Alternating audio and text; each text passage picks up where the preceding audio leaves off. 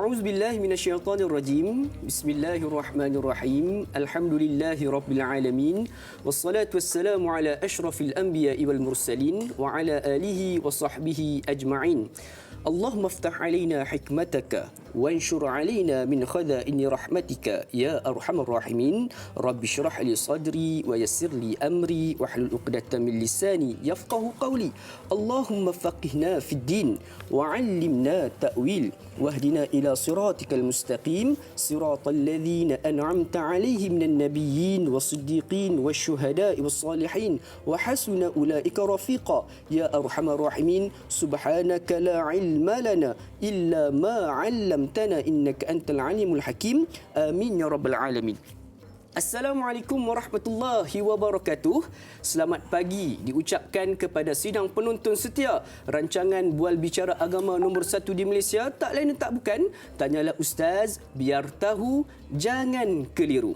Alhamdulillah sidang penonton sekalian, pertama-tamanya sama-sama kita panjatkan kesyukuran kepada Allah Subhanahu Wa Taala kerana dengan izinnya, kerana dengan kebenarannya Allah Subhanahu Wa Taala mentakdirkan dan memilih kita daripada kalangan jutaan bahkan bilion manusia di atas muka bumi Allah Subhanahu Wa Taala ini untuk menjadi salah seorang tetamu di dalam taman-taman syurga, iaitu menerusi taman-taman syurga itu adalah menerusi majlis ilmu, iaitu pada pagi ini kita bersama-sama di dalam rancangan Tanyalah Ustaz, biar tahu, jangan keliru. Alhamdulillah, hari ini kita bertemu lagi di dalam edisi 15 Ogos 2020 bersamaan 25 Zulhijjah 1441 Hijriah. Sudah pastinya hari ini hari Sabtu, kebanyakan daripada kita bercuti dan saya ada satu pantun untuk pagi ini.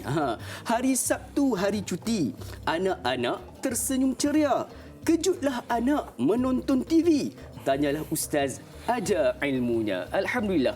Jadi sidang penonton sekalian, sebagai permulaannya, sama-sama jom kita ambilkan perhatian dan juga penekanan kita untuk kita lihat di antara statistik yang terbaru yang ditunjukkan oleh Kementerian Kesihatan Malaysia pada semalam, iaitu berkaitan dengan kes baru yang dicatatkan, iaitu sebanyak 20 kes dan lebih kurang 13 kesnya adalah penularan menerusi kes-kes tempatan. Jadi ini menunjukkan kepada kita ini masih lagi belum bebas daripada pandemik COVID-19 ini. Jadi jom sama-sama kita teruskan dengan pengamalan kita terhadap prosedur operasi standard yang telah digariskan oleh pihak KKM agar kita sama-sama insya-Allah sekiranya kita berdisiplin dan kita berdedikasi, insya-Allah Allah Subhanahu Wa Taala akan memberikan kemenangan buat kita bersama insya-Allah.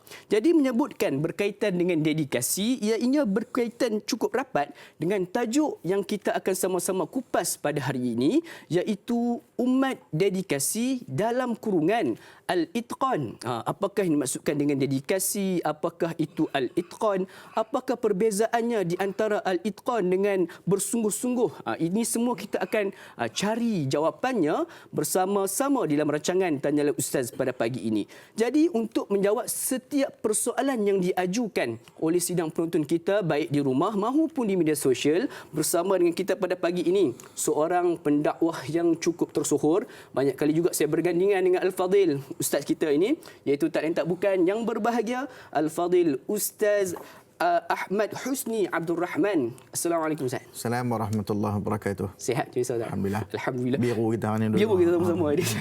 Jadi alhamdulillah sidang penonton sekalian, mungkin Ustaz tengok gambar saya kat poster tu. Tu yang sama-sama kita boleh set hari ni tu.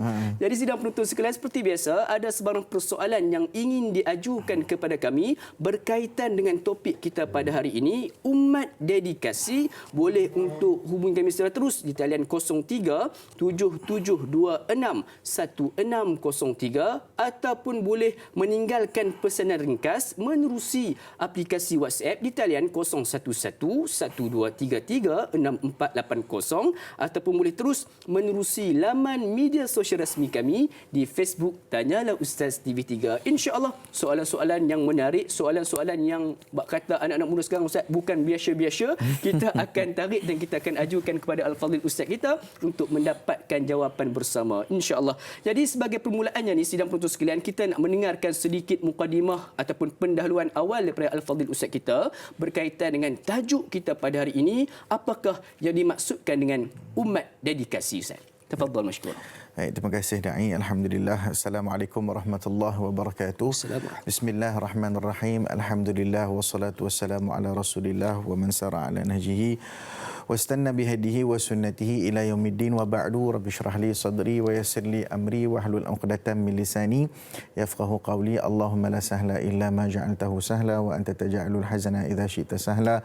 Rabbana yassir lana wa la tu'assir wa atmim lana bil khair. Alhamdulillah, kita merafakkan setinggi-tinggi rasa syukur kehadrat Allah Ta'ala atas limpahan kurniaan dan juga rahmat Allah Ta'ala dapat sama-sama kita meneruskan kehidupan dan dapat kita meneruskan lagi pengajian dan juga permukiman dalam majlis ilmu. Ya, jadi apa nama tu tadi apa nama Da'i Luqman buat keluar pantun. Ustaz ada pantun dah. Mana boleh dia pejual kita kena beli. Okey. Apa nama tu menyorok pagi dengan nasi lemu. Menyorok ni makan pagilah. Sarapan pagi bernasi lemu. Mari bersama dalam majlis ilmu. Yang baca hati. Jadi cukuplah kan. Dua rangkap cukup. Baik, alhamdulillah. Pada pagi ini kita akan membincangkan satu tajuk yang saya kira cukup signifikan dengan kehidupan umat Islam. Bahkan ia adalah agama Islam itu sendiri. Bahkan ia adalah sifat Allah Subhanahu Wa Taala sendiri. Bahkan ia adalah satu benda yang sangat-sangat besar yang umat Islam ini yumajjidu biha. Umat Islam ini mulia dengan sifat ini. Jadi apabila kita membicarakan tentang tajuk umat dedikasi, ataupun dalam konteks yang kita nak bicarakan hari ini adalah yang dinamakan sebagai al-itqan. Al-itqan ini boleh dikategorikan kepada pelbagai jenis maksud. Ia boleh kita kata dedikasi. Ia boleh kita katakan komitmen. Ia boleh kita katakan ketekunan. Tekun nampak macam dekat sikit. Itqan, tekun. Gitu. Kita boleh katakan kecekapan. Kita boleh katakan ia sebagai disiplin. Kita boleh kata ia adalah peraturan. Kita boleh katakan ia adalah ketelitian. Kalau dalam orang putih boleh kata due diligence. Maksudnya sesuatu yang kita buat untuk menunjukkan komitmen kita, pengabdian diri kita, masa, tenaga untuk sesuatu tujuan yang tertentu, tugasan yang tertentu ataupun matlamat yang tertentu dalam kehidupan kita. Begitu juga dedikasi ini boleh kita anggapkan sebagai sokongan yang kuat ataupun kesetiaan. Juga disebut sebagai dedikasi adalah sebagai satu bentuk penghargaan ataupun tanda penghormatan. Contoh kita buat satu-satu benda, buat buku, saya dedikasikan buku ini untuk ibu bapa saya, begitulah. Saya dedikasikan tesis ini untuk guru-guru saya misalnya. Maka ia menunjukkan kepada satu komitmen, kepada satu sikap yang sangat-sangat dipuji dalam agama. Maka itqan ini ataupun dedikasi ini menjadi satu sifat daripada sifat-sifat dan juga perkara yang Allah Ta'ala sendiri sebut tentang dirinya. Dalam satu ayat dalam surah An-Naml, Allah Subhanahu Wa Ta'ala berfirman, A'udzubillahi minasyaitanirrajim, wa taral jibala tahsabuha jamidatan wa hiya tamurru marras sahab sunallah alladhi atqana kulla syai'. Apa dia? Allah Ta'ala kata, wataral jibal tahsabuha jamidatan, kamu lihat gunung ganang itu, kamu anggap dia itu kekal, kukuh, teguh dan berdiri sepanjang masa. Wahya tamurru marras sahab, satu hari nanti dia akan berlalu seumpama berlalunya awan-awan pergi daripada suatu tempat ke suatu tempat yang lain. Sunnah Allah, itu adalah ciptaan Allah, allazi atqana kulla syai'. Allah Taala sebut, maknanya ciptaan Allah, kejadian Allah, sesuatu yang Allah Ta'ala jadikan, sunnatullah. Kita nampak dalam sunnatullah itu, apabila Allah melakukan sesuatu, atqana, Allah menekuni sesuatu itu. Allah menjadikan ia dengan penuh kehebatan.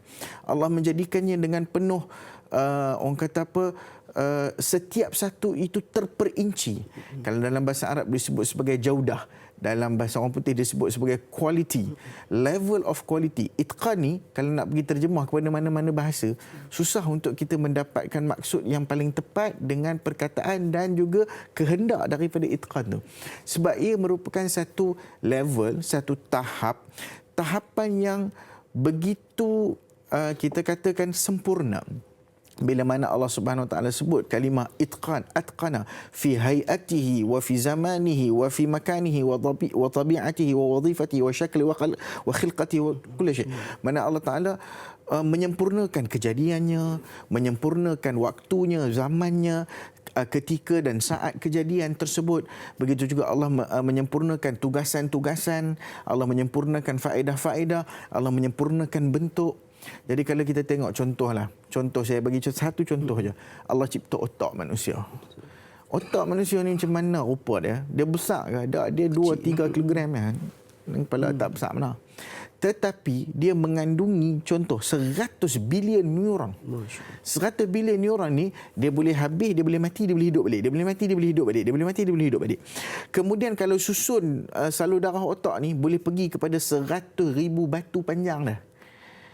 Begitu bagaimana Allah Taala menjadikan satu apa nama kita kata motherboard yang ada dalam kepala kita yang mengatur seluruh sistem badan. Bukan sahaja sistem badan, dia mengatur sistem pemikiran, sistem penakkulan, sistem muamalat, semua sekali. Dan apa nama tu, kelajuan neuron itu menghantar maklumat paling lembab, paling slow 416 km sesaat. Masya-Allah. 416 km sesaat. Dia boleh pergi laju tu. Maknanya kelajuan dia lah sesaat 416 km. Laju Bugatti Veyron. Itu paling slow. Maknanya otak kita berfungsi begitu teknikal ciptaan Allah Subhanahu Wa Taala. Jadi ini menunjukkan bukan sahaja Allah Subhanahu Wa Taala itu menunjukkan dengan contoh yang diberikan, kalaulah aku ni yang mencipta kamu, aku ni yang Maha Pencipta, yang menjadikan kamu, yang memberikan rezeki, yang buat semua benda, kamu sepatutnya terinspirasi dengan aku. Maksudnya begitu.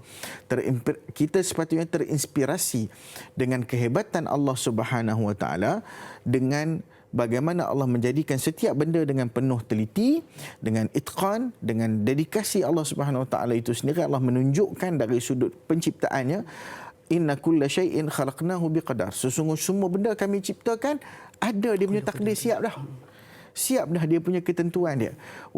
Dan Allah Ta'ala sebut dalam banyak ayat, Allah suruh kepada kita untuk kita menjadikan semua benda dalam kehidupan kita.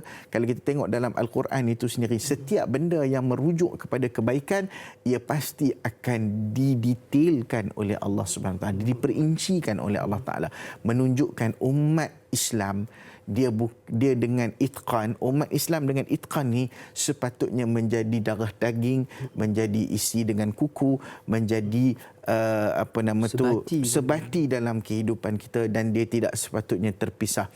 Pelik kalau orang Islam tidak dikatakan sebagai umat yang dedikasi. Allahu Akbar. Jadi itu adalah sebagai suntingan awal buat kita bersama, suntikan awal untuk kita sama-sama refleksikan diri kita, adakah selama ini kita berdedikasi dengan setiap yang kita lakukan. Dan Ustaz, cukup menarik Ustaz ceritakan tentang betapa detailnya Allah ceritakan, dan saya baru semalam Ustaz terbaca dalam surah Al-Baqarah menyebutkan tentang betapa detailnya Allah nak memberikan perbandingan hanya sekadar seekor nyamuk. Sudah memadai untuk Allah berikan perbandingannya kepada kita bersama. Insya-Allah. Jadi Ustaz, kita nak raikan persoalan yang pertama daripada Facebook Tanyalah Ustaz TV3 kita, iaitu menerusi Puan Nur Dahlia Biru. Assalamualaikum Ustaz Ahmad Husni, Da'i Luqman dan semua kru Tanyalah Ustaz. Waalaikumsalam warahmatullahi. Rasulullah SAW ada menyebutkan dalam sebuah hadis bahawa Allah Subhanahu Wa Taala sangat menyukainya dan kasih apabila seseorang itu melakukan sesuatu amalan, hendaklah ia buat secara al-itqan, yakni tekun dan bersungguh-sungguh. Adakah ini antara cara untuk seseorang itu berjaya? Adakah ini melambangkan umat yang dedikasi? Mohon pandangan Ustaz. Terima kasih Ustaz. Baik. Soalan ini satu soalan yang penting. Dan apabila dikaitkan dengan hadis Nabi sallallahu alaihi wasallam, ia merupakan salah satu daripada sumber utama dalam agama kita. Apabila kita melihat kepada batang tubuh Nabi, kepada perbuatan Nabi, perlakuan Nabi SAW, dedikasi, komitmen Nabi SAW terhadap agama, maka kita akan dapati begitu banyak contoh-contoh. Seluruh kehidupan baginda itu adalah merupakan dedikasi, merupakan contoh itqan yang paling utama untuk kita ikuti. Baik, hadis yang disebutkan adalah daripada Asim ibn Kulayb an abihi qala syahidtu ma'a abi janazata syahidaha Rasulullah sallallahu alaihi wasallam wa ana ghulamun aqil. Dalam hadis ni sebenarnya biasanya kita duk baca ujung hadis, tapi kita tak pernah baca dia punya sababul wurud, ataupun sebab hadis itu keluar, ataupun terbit hadis itu, ataupun sebab periwayatan hadis itu, ataupun cerita belakang dia. Ini cerita belakang dia, kita baca daripada awal. Wa ana ghulamun aqil wa afham fantuhiya bil janazati ila al-qabr wa lam yumakkin laha. قال فجعل رسول الله صلى الله عليه وسلم يقول سووا لحد هذا حتى ظن الناس أنه سنة فالتفت إليهم فقال أما هذا أما إن هذا لا ينفع الميت ولا يضره ولكن الله يحب من العامل إذا عمل أن يحسنه ataupun dalam satu riwayat lain disebutkan walakin innallaha yuhibbu idza amila ahadukum amalan an yutqinahu. Yang tu yang selalu masyhur yang kita duk dengar hadis tu. Baik, latar belakang hadis ni apa? Daripada Asim bin Kulayb, daripada ayahandanya bahawasanya pada waktu dia kecil, dia kata syahidtu ma'a abi janazatan, aku pergi mengunjung ataupun mengikut jenazah sampai kepada kubur, dan jenazah itu turut diiringi oleh baginda Rasul sallallahu alaihi wasallam. Wa ana ghulamun aqil, aku waktu tu kecil tu tapi aku dah berakal lah. Aku dah boleh berfikir dan aku faham kondisi dan juga aku faham cerita, dia kata. Fantuhi bil janazah, dan sampailah kepada timing kita nak masukkan jenazah tu, masuk rupanya tak muat, tak cukup, tak muat, tak cukup ruang. Jadi Nabi kata apa? Sawulah hadha, perelokkan lahat dia. Mau masuk bagi elok, bagi ni sendai, bagi molek, buat bagi elok, sehingga kan orang menyangka itu adalah sunnah. Maknanya itu adalah sunnah dalam ni untuk letak nak buat bagi molek tu, nak buat bagi straight, bagi lahat tu, bagi sama kan. Jadi faltafata ilaihim, Nabi pun paling kepada mereka. Nabi kata ini buat benda ni, buat bagi cantik, bagi kalau nak ikut nak buh pilah sengit tak apa, ikutlah kan. Tapi ini tak memberi manfaat pun. Buat cantik-cantik, buat bagi nampak smart, segi smart kan. Ini tak bagi manfaat pun kepada si mati ini, kata Nabi SAW. Wala yadurhu, dan dia juga tidak memudaratkan si mati ini. Walakinnallah, tetapi Allah Ta'ala suka apabila seseorang itu melakukan sesuatu pekerjaan, ia melakukannya dengan penuh dedikasi, ketekunan, kecekapan, ketertiban dan juga ketelitian. Nabi nak ajak cerita dalam kubur ni, bukan nak kata pun nak tanam orang ya. Tetapi tengok, mau bagi segmental, bagi cantik, bagi elok. Subhanallah. Kalau urusan mati pun untuk kita tanam orang, bukannya siapa dia nak pergi korek tengok, nak ukur kubur tu level tak level. Tak ada siapa nak buat kerja tu. Malaikat mai pun dia tak tengok. Kubur ni tak level ni, pergi panggil balik buat lain pula.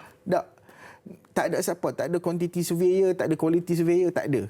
Tetapi kalau dalam urusan orang mati sekalipun Nabi suruh itqan, buat bagi betul-betul, famin babil aula, sudah tentu daripada urusan-urusan lain dalam kehidupan, sudah tentu terisi padanya elemen-elemen itqan yang harus kita tekuni supaya kita menjadi umat yang terhebat. Allahu Akbar. Jadi sidang penonton sekalian, kalau untuk menguruskan jenazah pun perlukan ketekunan, apatah lagi kita yang masih hidup untuk meletakkan ketekunan sebagai salah satu prinsip kehidupan kita, insya-Allah. Jadi Ustaz, banyak lagi persoalan yang kita akan cari jawapannya, namun sebelum tu kita berhenti berehat sebentar. Jangan ke mana-mana, teruskan bersama dengan kami dalam rancangan Tanyalah Ustaz, biar tahu jangan keliru.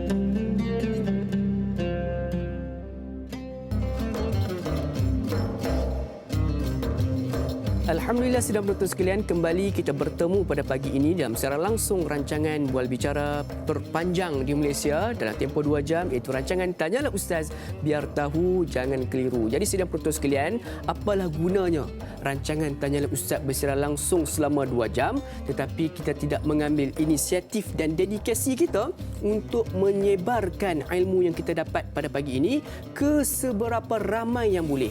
Jadi kepada sidang penonton sekalian yang mungkin pada saat ini sedang menyaksikan kita menerusi live Facebook kita, jangan lupa untuk tekan butang kongsi. Sebarkan kepada seberapa ramai sahabat-sahabat kita yang boleh agar sama-sama mendapat manfaat. Apatah lagi tajuk kita pada pagi ini berkaitan dengan dedikasi ataupun ketekunan ataupun al-itqan. Jadi saya penonton sekalian, sekali lagi saya wawarkan, sekiranya ada sebarang persoalan yang ingin diajukan kepada kami, boleh hubungi kami di talian 0377261603 ataupun menerusi talian WhatsApp kami di talian 011123364480 ataupun boleh terus menerusi laman media sosial rasmi kami di Facebook Tanyalah Ustaz TV3. Jadi sedang penonton sekalian, Ustaz, kita nak terus beralih dengan persoalan yang berikutnya daripada juga Facebook Tanyalah Ustaz, iaitu bersama dengan saudara Aizul Amir. Assalamualaikum Ustaz Da'i. Assalamualaikum warahmatullahi. Soalan saya, di manakah dedikasi harus dimulakan bagi golongan tua, dewasa, remaja dan kanak-kanak? Soalan yang kedua, adakah seseorang yang kuat beribadah kepada Allah Subhanahu Wa Taala dapat melahirkan sifat dedikasi? Dan yang ketiganya, adakah dengan menjaga hubungan dengan Allah Subhanahu Wa Taala dan manusia, seseorang itu boleh dikira berdedikasi? Mohon pencerahan Ustaz. Syukran jazilan daripada Zul, Kuala Kerai, Kelantan. Ustaz, ada 3 soalan Ustaz, silakan. Yang pertama, soalan pertama tu dia berbeza daripada soalan kedua dengan tiga. Dua, tiga tu lebih kurang sama. Baik. Bila kita sebut tentang soal dedikasi itu harus dimulakan di mana, setiap usia mempunyai peringkat ataupun kefahaman dan juga peraturan dedikasinya yang berbeza. Anak-anak kecil mungkin ialah kehidupan mereka tidak mempunyai sesuatu yang kita namakan sebagai dia tidak lagi memahami maksud. Sebab tu bila kita tengok daripada hadis tu tadi, daripada hadis sahabat kita tadi, daripada Asim bin Kulayb tadi, dia kata wa ana aqil, gulamun aqil, dia kata. Dia nak sebut waktu tu sebab dia riwayat hadis ni, dia kata dia kecil-kecil. Macam mana hang riwayat hadis hang kecil? Dia nak menunjukkan bahawasanya pada ketika itu dia sudah memahami maksud. Jadi level anak-anak ni dia sudah memahami maksud. Contoh kita nak tengok kan, kalau anak kecil apa dia punya contoh ketekunan dalam kehidupan dia, dedikasi dia dekat mak dia lah. Daddy dia kasih daddy kasih duit ke mak, kasih nafkah apa semua, mak dia bagi susu kat dia. Itu kehidupan dia. Jadi bagaimana dia setiap hari sistem kehidupannya berubah daripada satu masa kepada satu masa yang lain. Dia dedikasikan diri dia. Sebenarnya benda tu sudah ada dalam fitrah kita. Contoh kita waktu kita kecil, kita belajar berjalan. Da'i Luqman dulu pernah tak frust bila kecil-kecil berjalan jatuh. Frust tak masa kecil tu? Frust. Memang rasa frust. Ingat tapi tak ingat. Mana ada nak ingat. Saya pun tak ingat, siapa pun tak ingat. Kita tahu kata belajar tu frust, tahu. Jatuh. Kalaulah anak kecil itu frust ketika mana dia jatuh, dia rasa sakit kan, jatuh berebuk, jatuh menangis, teriak. Tapi jalan pula lepas tu. Dia berlatih juga. Sikit lama-lama dia boleh berjalan. Lepas dia boleh berjalan, dia try nak berlari pula. Orang tua kata dapat kaki. Nak berlari pula. Jadi itu dedikasi kita waktu kita kecil. Dan itulah yang diajar. Bukannya disuruh terlalu cepat. Tidak. Melalui proses itu. Supaya proses itu mempunyai nilai kepada tabiat kehidupan manusia. Sebab tubuh badan kita ni dia ada nilai. Contoh bila disebut tentang muscle memory, muscle memory dalam sains sendiri menunjukkan kepada apakah yang biasa dilakukan oleh pekerjaan-pekerjaan otot-otot tubuh, maka ia akan kembali semula apabila dia berubah bentuk. Contoh, bila kita patah tangan misalnya, biasanya tangan jatuh, dan latihan itu akan menyebabkan dia ada muscle memory. Maknanya kalau kita biasa ambil dengan tangan ni, contohlah orang biasa pakai spek, tiba-tiba dia tak pakai spek kan, ataupun dia buat lasik ke apa ke, bila nak ambil sembahyang mesti dia terbiasa mesti tangan dia macam tu. Tak ada dah rupanya. Jadi itu muscle memory. Maksudnya apabila kita melatih ketekunan, dedikasi itu sesuai pada ketika, masa dan tempatnya, maka ia akan menjadi satu tabiat. Dan tabiat-tabiat yang baik ini akan berterusan sehinggalah dia dewasa. Dan orang dewasa dedikasinya juga lain. Contohnya berdedikasi ketika mana belajar dan seumpamanya, dedikasi dalam kerja.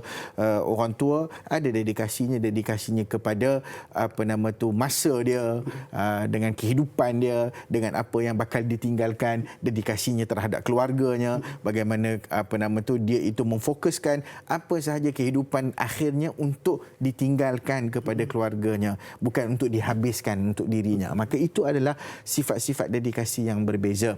Kalau nak latih pada anak-anak, itu adalah satu benda yang setelah mereka memahami, latih. Kalau disebut biasakan bercakap dengan anak kecil, kalau boleh kalau kita nak anak tu bagus bercakap, gunakan bahasa yang betul, jangan pelat macam dia. Kalau dia pelat pun tak apa, kita cakap benda yang betul. Jadi contohnya, maknanya latihan itu menunjukkan kita ni orang yang betul-betul committed untuk buat sesuatu, walaupun ia apa saja kita buat, main ke apa ke, mentarbiah, mendidik, belajar, bekerja, semuanya dilakukan dengan penuh teliti dan dedikasi. Kemudian macam mana maksud orang tu kalau dia ibadah kepada Allah Ta'ala? Sebelum kita nak masuk pada jawapan yang kedua, kita nak raikan pemanggil kita yang sekarang ni berada bersama kita. Assalamualaikum. Assalamualaikum warahmatullahi wabarakatuh. Da'i Luqman dan juga Ustaz Ahmad Husni Abdul Rahman. Saya Omar Abdul Majid dari Felda Cini Timur 3, Pekan Fahang. Assalamualaikum Ustaz dan Da'i. Waalaikumsalam warahmatullahi wabarakatuh. Apa khabar Tuan Haji Omar? Alhamdulillah saya sehat. Da'i sehat no? Alhamdulillah sehat. Sehat no. Alhamdulillah. Silakan Tuan Haji Omar, soalan pagi ni. Jadi saya begini Ustaz ya. Kadang-kadang kita lorat sikitlah. Kadang-kadang kita ni ialah orang nak buat integriti, buat kata Ustaz tadi, integriti dedikasi ni lebih kurang lah maksud dia. Tapi kadang-kadang apabila kita nak buat sesuatu perkara yang bagus lah orang kata, yang bagus dalam masyarakat, dalam pekerjaan ya, dalam keluarga kita pun, kadang-kadang mereka ni duk kutuk kita, mereka duk cemuh kita, hang duk kalut, hang nak elok sangat tu, hang bukannya kerja elok-elok pun, hang bukannya dapat pingat pun, hang ingat senang nak dapat pingat. Jadi akan ada halangan dari tangan macam-macam orang cemuh kita, kerana kita nak berintegriti yang baik, yang macam mana Nabi sarankan, nak kebumikan jenazah pun kena ikut apa yang baik, elok-elok. Jadi soalan saya lah Ustaz, kadang-kadang kita ni ialah nama kita pun walaupun maksum sekalipun, kadang-kadang kita Muhammad Maksum pun nama kita, kadang-kadang kita ada buat silap juga. Jadi kalau boleh lah Ustaz, kalau boleh kita ni, kalau boleh hari ni saya nak tanya Ustaz, bagaimana cara untuk istiqamah dengan untuk kita, walaupun orang kutuk kita, orang cemuh kita lagu mana sekalipun, kita duk tetap dengan apa yang kita nak usahakan untuk kita terus buat cara yang terbaik, berintegriti, berdedikasi dalam kehidupan seharian kita. Itu soalan saya Ustaz dan Da'i. Terima kasih banyak Ustaz dan Da'i. Assalamualaikum. Warahmatullahi wabarakatuh. Tu dia keluar slang utara daripada Tuan Haji Omar kita Ustaz. Jadi Ustaz, berkaitan berbalik dengan persoalan daripada Tuan Haji Omar kita yang bertanyakan satu soalan yang cukup baik sebenarnya, berkaitan dengan cara bagaimana kita nak istiqamah Ustaz. Dengan setiap perubahan diri kita juga, bukan hanya sekadar pada sifat dedikasi, tetapi dengan setiap perubahan yang dilakukan pada diri Ustaz. Okey, sebelum saya nak jawab daripada soalan Omar tadi, saya nak kaitkan tadi dengan ibadah dan bagaimana ibadah, orang tu kalau kuat ibadah boleh menunjukkan dia dedikasi tak kepada tugasan dia pada kerja dia, dedikasi pada agama dia. Dedikasi dalam ibadah ni, kalau kita tengok setiap ibadah dia ada ketekunan sendiri. Dia ada perincian dia. Kalau orang itu sentiasa dia jaga solat dia 5 waktu. Sebagaimana yang seorang sahabat pernah datang, dia tanya Nabi SAW, "Ya Rasulullah, ausini, bagi pesanan kepadaku." Nabi kata, "Kamu jaga solat, jaga rukun Islam ni semua, insya-Allah kamu masuk syurga. Apa aku kena buat nak masuk syurga? Aku buat benda ni." Lalu selepas dia beredar, lalu Nabi kata, "Kalau kamu suka, wahai sahabat-sahabat, kalau kamu suka nak melihat calon syurga, falyanzur ila hadha." Tengoklah kawan ni. Tengoklah Mamat ni, lebih kurang gitulah. Hampa tengok Mamat ni. Hampa tengok dia. Dia ni maknanya dia tanya kepada Nabi tu, nak tanya apa yang perlu dia dedikasikan hidup dia untuk agama. Apa yang dia perlu buat? Maka seseorang yang menjaga ibadahnya menunjukkan kualiti dedikasi. Tetapi kadang-kadang belum tentu ya, bila dia dedikasi kepada secara relatifnya begitu, ada orang dedikasi pada agama tetapi dalam hal keduniaan dia tak dedikasi pula.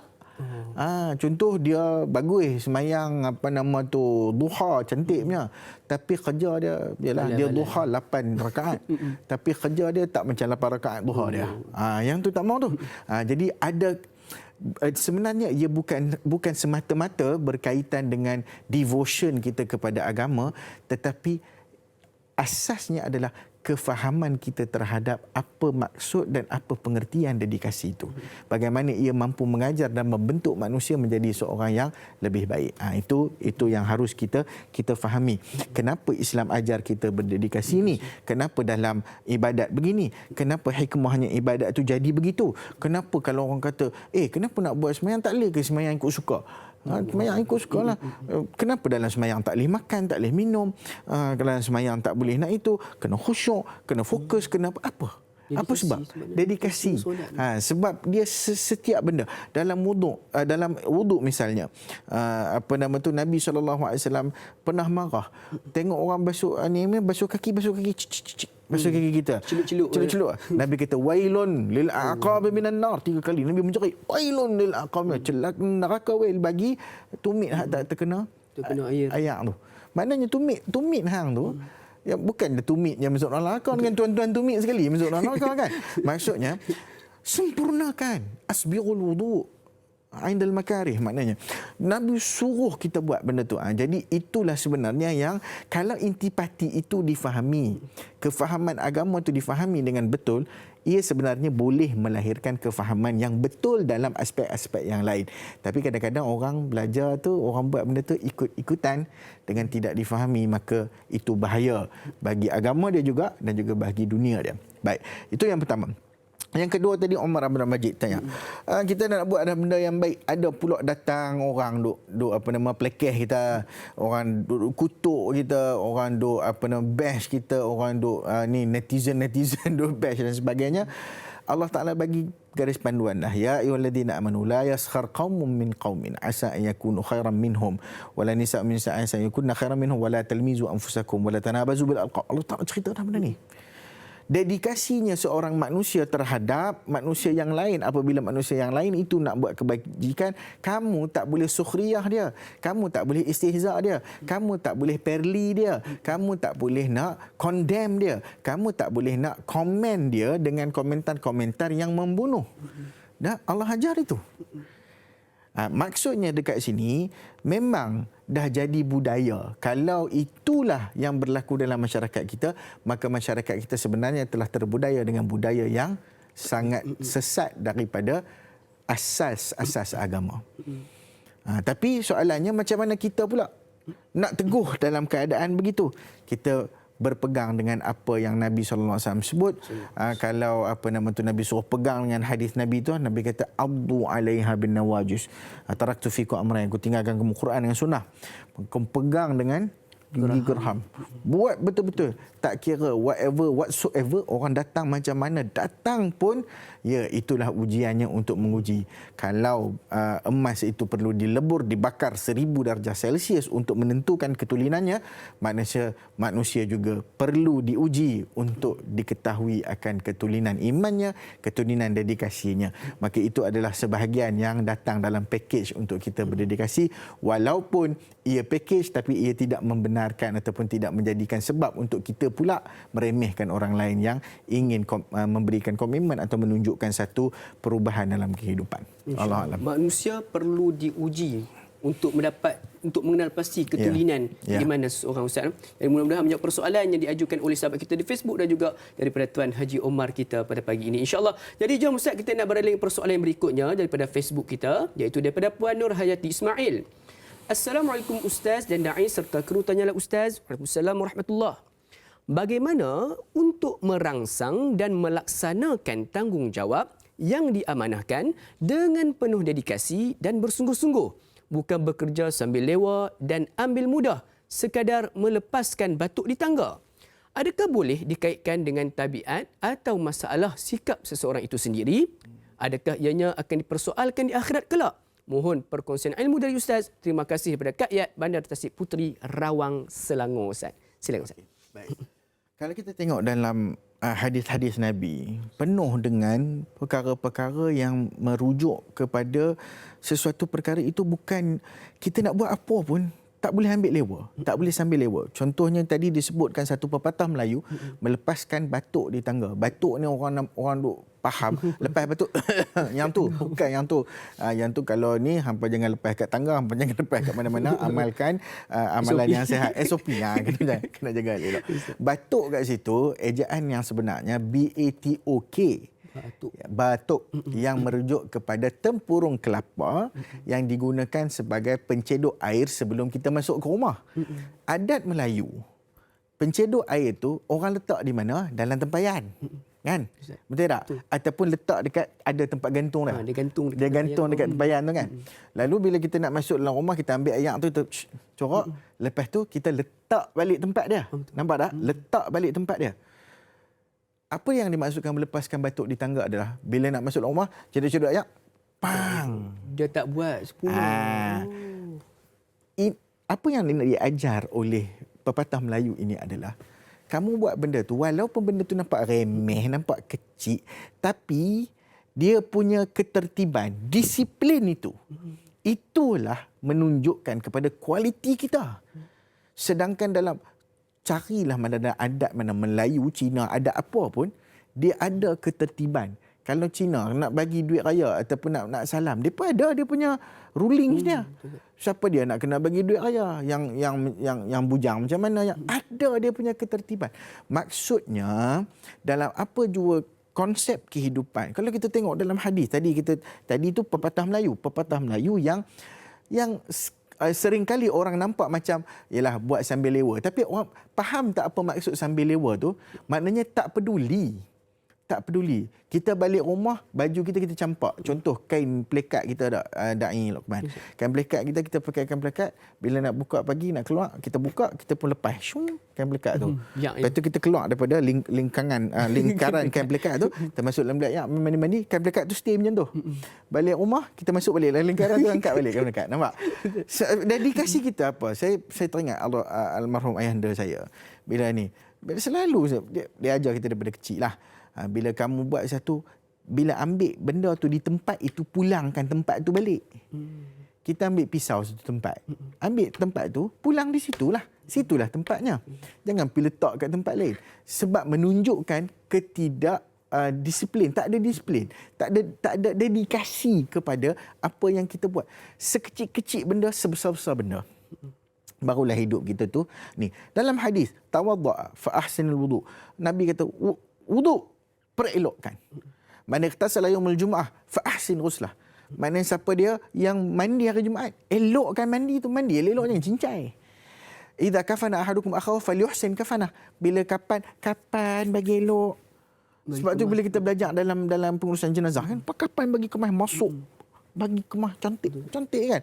Kalau kita tengok kapan pun barai, macam mana? Kan? Nampak tak kemah kan? Mati, urusan mati pun kena kemah. Jadi perkara-perkara ini menunjukkan kepada ni. Kemudian betul, dedikasi ni, ketekunan ni memang tabiat. Ia perlu dipupuk, ia perlu dibela, ia perlu disemai, ia perlu diasuh, ia perlu diamalkan, dia latih, dia kena latih. Tabiat. Man syabba ala syai'in syabba alaih, kata Nabi SAW dalam satu hadis. Siapa yang biasa lakukan sesuatu, dia akan tua dengan benda tu. Maknanya dia akan bersebati dengan dia. Biasa jadi tabiat. Jadi tabiatkanlah dengan yang baik-baik. Apakah ia akan dipersoalkan? Bukan setakat dipersoalkan, kesan daripada itu.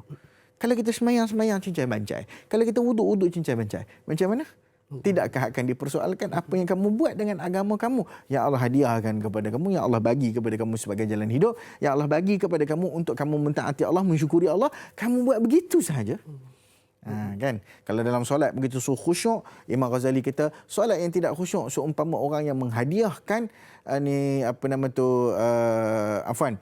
Syekh Daud Fathani sebut dalam Munatul Musalli. Orang yang sembahyang tak khusyuk ni macam hadiah kepada raja hamba yang tak ada kepala. Allah. Hantu apa tu? Tak tahu kan? Wallahu a'lam. Jadi begitulah dari sudut ketukunan dalam kehidupan. InsyaAllah perlu ada ketertiban di dalam setiap alam kita. Mudah-mudahan menjawab persoalan tersebut. Jadi sidang penonton sekalian, banyak lagi persoalan yang menantikan jawapannya. Jangan ke mana-mana. Teruskan bersama dengan kami. Sebentar saja lagi dalam rancangan Tanyalah Ustaz. Biar tahu, jangan keliru. InsyaAllah.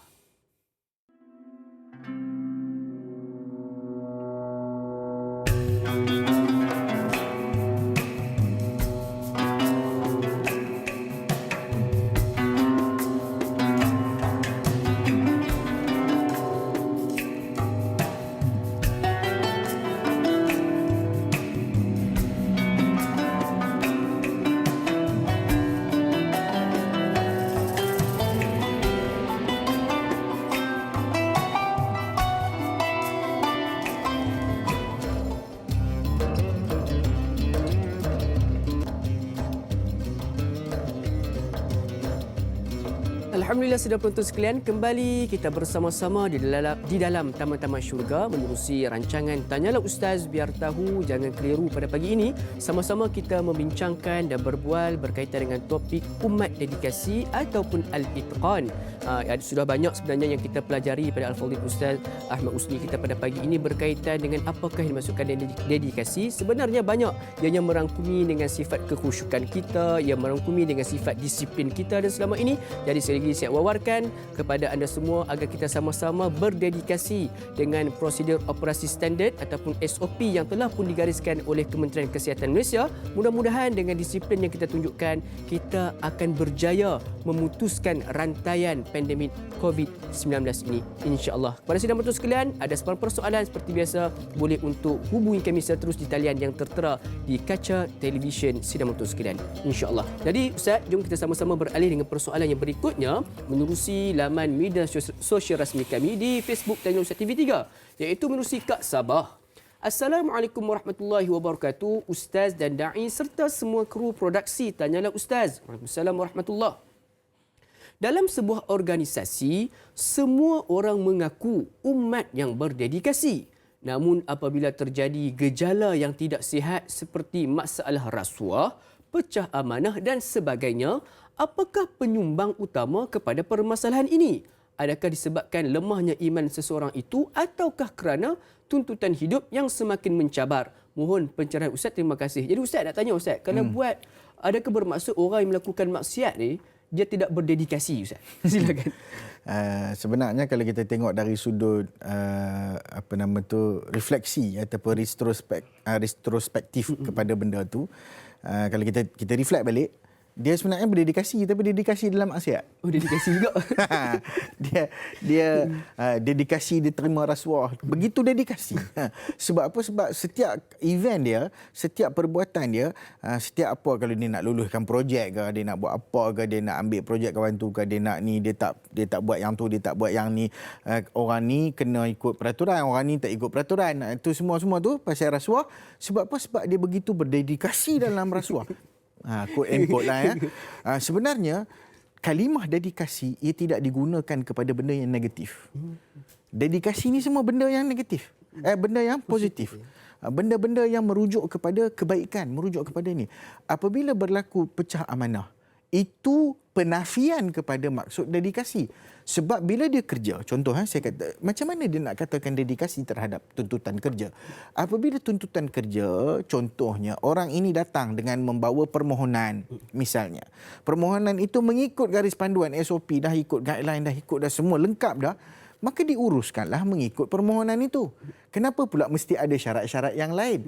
Kalau dianggap sebagai tuntutan kehidupan yang semakin mencabar, tuntutan kehidupan, al-ghayah la tubarrirul wasilah. Matlamat tak boleh menghalalkan cara yang kita nak buat. Betul, kita ni hidupnya susah. Tetapi apakah dengan melanggar peraturan, dengan melanggar etika, dengan membuang agama, dengan buat itu, dengan buat ini, menjadikan kita hidup lebih senang? Tak juga. Kalau hidup senang pun apakah ia tenang? Tidak. Semua orang nak cari senang, tapi bukan semua orang yang senang tenang.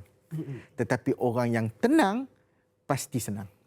Maksudnya kita ni kalau kita buang semua benda tu semata-mata kerana tuntutan kehidupan, ia sebenarnya kehidupan tidak menuntut itu daripada kamu. Orang-orang yang susah, saya tengok saya nak ambil satu contoh sebuah negara hebat, Turki misalnya. Macam mana Turki ni, kalau kita tengok ada satu dokumentari bazar-bazar lama Turki. Kalau kita tengok dia orang tu, tuntutan kehidupan waktu tu, ada seorang peniaga, bukan seorang, ramai peniaga di tempat-tempat yang pelbagai. Kalau kita tengok tempat Turki ni ada Edin, ada di Konya, ada di Basra, banyak tempat. Dan kita tengok mereka ni masih kekal buat menghasilkan produk-produk tempatan sejak daripada ratusan tahun dahulu. Maknanya masih kekal. Ada peniaga tu buat apa Dai? Buat pelana kuda. Orang tak orang naik kuda, tapi taklah semua nak pakai. Tapi dia hari-hari buat pelana kuda. Siapa nak beli pun tak tahu. Duduk ceruk kampung kan. Ada pelana kuda. Jadi bila tanya dia ada pelanggan, tak ada. Sekarang ni semua orang nak. Ada yang buat jahit tilam, jahit selimut. Jahit selimut tu yang style lama tu. Orang tanya dia ada permintaan. Dulu orang kahwin suka pakai, lah orang tak bagi dah. Tapi kenapa buat? Tak boleh. Dia dah menjadi sebati. Sebab apa? Sebab saya pernah masuk ke salah satu dalam bazar Turki tu, kalau di Grand Bazaar dia tu. Bila kita nak masuk tu ada satu kata-kata dia tulis, Al-Kasibu Habibullah. Orang yang berusaha ni menjadi kekasih Allah. Maknanya, mereka punya komitmen terhadap apa yang mereka buat bukan semata-mata kerana nak duit. Tak. Yang ada sebati. Sebati. Kalau tanya ni kasut ni, orang sekarang beli kasut berjenama. Dia kata, kami tak ada masalah. Kami seronok buat. Bukan semata-mata kerana kesempitan hidup. Kalau nak tanya, sempit hidup memang. Tetapi oleh kerana komitmen yang diberikan, sempit setara mana pun, perkara haram jangan jejak. Itu kita punya integriti sebagai seorang agama. Kalau tidak ada benda tu, jangan berani mengaku umat yang berdedikasi. Kita tidak layak untuk memakai gelaran yang begitu hebat. Allahu Akbar. Orang senang belum tentu tenang. Tetapi orang yang tenang, insya-Allah dia akan senang. Jadi insya-Allah sidang penonton sekalian, kita pada saat ini ada seorang pemanggil di talian. Assalamualaikum. Waalaikumsalam. Ya, siapa talian? Abdullah Osman daripada Seremban. Ya, Tuan Abdullah, apa khabar? Baik, Tuan. Alhamdulillah. Silakan dengan persoalan pagi ini. Benarkah dedikasi ada kaitan dengan disiplin, jati diri dan amanah? Zaman Khalifah Rashidin dulu adalah zaman paling gemilang umat Islam. Jadi kalau umat Islam hendak berjaya, kita kena dedikasi mengikut ajaran Al-Quran yang dibawa oleh Rasulullah sallallahu alaihi wasallam. Apa pandangan Ustaz? Terima kasih. Okay, insya-Allah, terima kasih Tuan Abdullah kita. Ustaz, bagaimana Ustaz? Saya sangat setuju.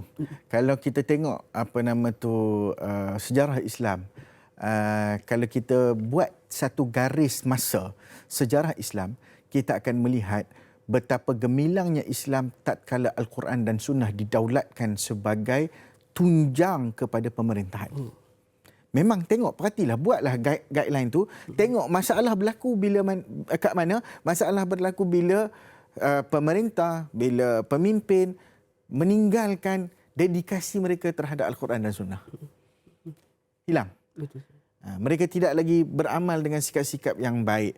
Omar bin Abdul Aziz, naik dia saja sebagai khalifah, dia menghapuskan al-maks, cukai yang zalim yang diambil ketika itu yang menjadi sumber pendapatan negara yang terbesar antara. Dia peduli apa? Dia kata ini tak betul. Bila tak betul, kita kena buang. Bila kita buang, tengok apa jadi. Tetapi datang ujian. Dia hanya 2 tahun lebih je. Tak sampai pun berapa, tak lama pun dibunuh. Kerana apa? Kerana orang tidak senang. Orang yang jahat ni, mereka tidak senang dengan kebaikan. Mereka tak boleh dengan kebaikan. Kalau kita tengok dari sudut macam mana kepimpinan daripada macam disebutkan tadi, Khulafaur Rashidin. Bagaimana ujian-ujian yang menimpa mereka. Dedikasi Uthman bin Affan berdedikasi, dia dengan Quran, mati dia pun dengan Quran, baca Quran panjang 3 hari di rumah dia, dikepung, tak boleh keluar, dia hanya dengan Al-Quran. Maknanya dia terus tegas dengan pendirian. Orang suruh dia ikutlah kata-kata mereka, tak. Apakah aku nak tunduk kepada perkara tersebut sedangkan aku tahu apa yang Quran kata, apa yang Nabi kata. Aku tak boleh langgar benda ni. Jadi inilah menunjukkan satu komitmen, satu integriti yang sangat hebat. Kerana itu mereka gemilang. Kerana itu umat-umat, contohlah kalau kita nak ambil contoh senanglah. Bagaimana ulama-ulama. Kita tengok ulama, dedikasi ulama. Ibnu Aqil, dia takkan sia-siakan hidupnya walaupun sesaat. Aku tidak akan halal satu saat hidup aku untuk benda sia-sia. Dia makan apa? Dia makan kek yang celup layak. Celup layak ni. Pasal apa? Pasal nak bagi lembut. Tak nak ambil masa aku punya. Kita bersidai kat kedai berapa lama? Kalau masuk kedai Arab lagilah. Kan? Kitab terbesar Ibnu Aqil karang Al-Funun 800 jilid. Subhanallah, masa dia. Hayat dia 82 tahun. Imam Nawawi tak meletakkan belakangnya atas tanah selama 2 tahun. Ataupun tidur, dia kata, dia pernah cerita, saya tidak tidur dengan selesa, ataupun saya tidak tidur selama 20 tahun. Maksudnya dia tidur jatuh kepala, bangun, bangkit menulis. Dia bangkit menulis, baca. Subhanallah. Ibnu Nafis, semua ulama-ulama ni mengajar. Ada ulama yang mengajar makan, mengajar makan, hang tolong suap. Orang nampak macam amboi, tolong suap kan? Tak, saya tak mau, masa saya habis. Kan? Ada kata tolonglah berhenti. Dia kata amsik syams. Pergi ambil matahari, hang berhentikan matahari, aku berhenti. Dedikasi, committed mereka. Imam Ahmad pun dalam penjara, Ustaz. Imam Ahmad dalam penjara. Imam Muslim. Imam Ahmad bertanya kepada Imam Muslim, kamu, Imam Muslim, apa yang kamu nak buat ni? Aku nak pergi mencari semua guru-guru Bukhari. Aku nak ambil hadis daripada semua guru Bukhari. Imam Ahmad kata, hadza amalun syaq. Benda ni susah. Pasal apa kamu nak buat? Tak. Aku mesti. Dedikasi. Allahu Akbar. Inilah ketulinan umat sebenarnya. Dedikasi bersungguh-sungguh, bukan hanya mengambil sikap sambil lewa. Tidak. Itu adalah sifat yang akan menjadikan kita seorang yang berjaya. InsyaAllah, jadi penonton sekalian, mudah-mudahan menjawab persoalan tersebut. Kita nak beralih dengan persoalan yang berikutnya daripada Puan Ram Desaru. Assalamualaikum Ustaz dan Da'i Luqman. Waalaikumsalam warahmatullahi. Saya ingin bertanya, apakah perbezaan di antara dedikasi dan komitmen mengikut syariat Islam? Apakah matlamat sifat dedikasi pada keluarga, masyarakat dan agama? Dan bagaimanakah untuk mendidik jiwa anak-anak agar bersifat dedikasi, berdisiplin, saling bantu-membantu pada sesama insan, memandangkan zaman kini kebanyakan masing-masing buat hal-hal sendiri? Mohon penjelasan. Terima kasih. Tapi Ustaz, sebelum mana kita nak menjawab, kita nak berhenti berehat sebentar. Jadi sidang penonton sekalian, jangan ke mana-mana. Teruskan bersama dengan kami dalam rancangan Tanyalah Ustaz, biar tahu jangan keliru untuk mendapatkan jawapannya, insya-Allah.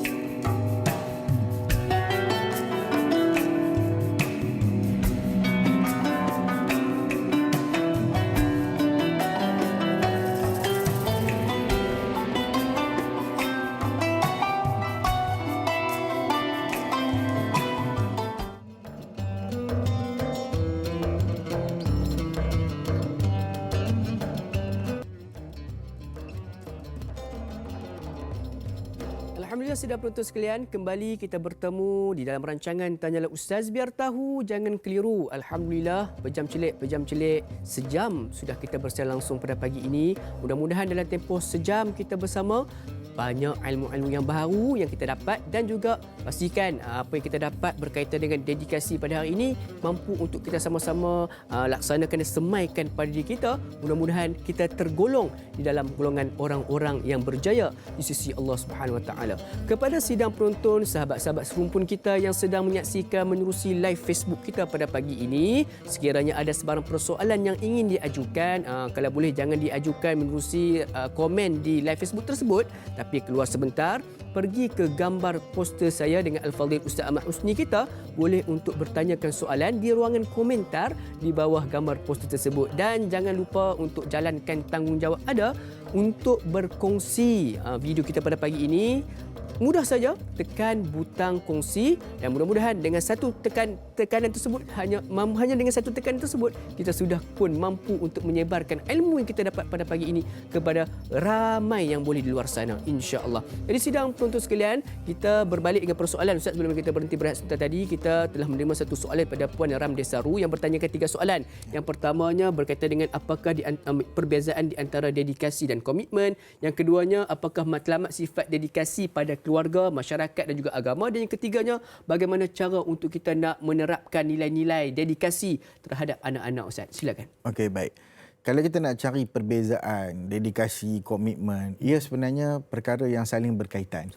Orang yang berdedikasi adalah orang yang memberi komitmen. Itu maksud dedikasi sebenarnya.